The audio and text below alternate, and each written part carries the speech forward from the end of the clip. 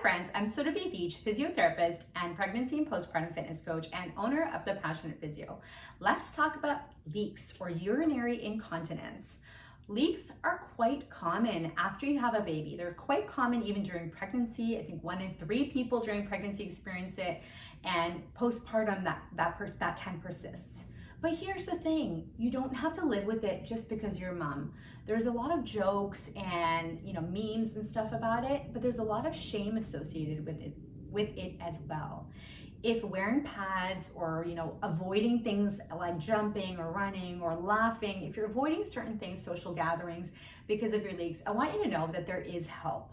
Leaks are usually something that's also relatively simple to manage if you know the strategies that will help you. Here's some of the things that contribute to leaks. During pregnancy, you have 9 months of stretching of the pelvic floor. You have 9 months, it's not just the stretching, it's the amount of pressure downward on your bladder. The uterus and the baby sits right on top of your bladder, pushing down every single day. And especially in that 3rd trimester, that amount of pressure may cause leaks. And postpartum, that whole weakening of that pelvic floor, that stretching of that pelvic floor, it requires time for everything to reconnect and strengthen. And some of the things that you can do to help is that diaphragmatic breathing, connecting to the deep abs and the pelvic floor, and just working on coordination.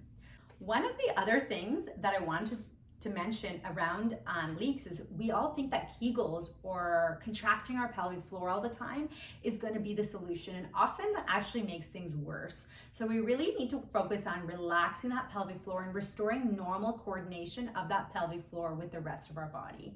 And so that's what you're going to work on building into your rehab program and into your strength routine, is working on that coordination and making sure that you're feeling really confident in that as you move forward through your workout routine.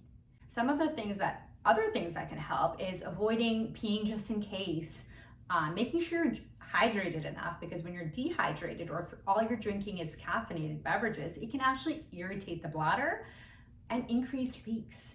Another thing is constipation can be a contributor to leaks. There's so many elements of this, and the best way to know what impacts you is to book a one-on-one consultation. I offer virtual consults all across Ontario through virtual physiotherapy, and I offer virtual fitness coaching all across the world for people dealing with leaks. And I want you to know that getting back to things like running, jumping, laughing, sneezing, social gatherings without needing pads or constantly changing your underwear is totally doable and totally possible for you and possible for everyone. Some of the things that can also help in the short term are things like I just mentioned, pads and leak-proof underwear, and also making sure that you are not increasing your stress around your leaks. There's so much of a mind-body connection with leaks that when we're stressed about getting to the bathroom really quickly, we actually are going to increase our risk of leaking.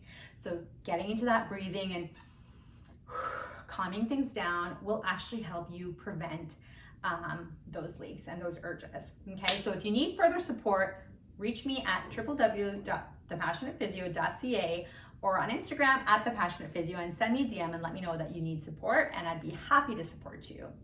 I wish you all the leak-free days.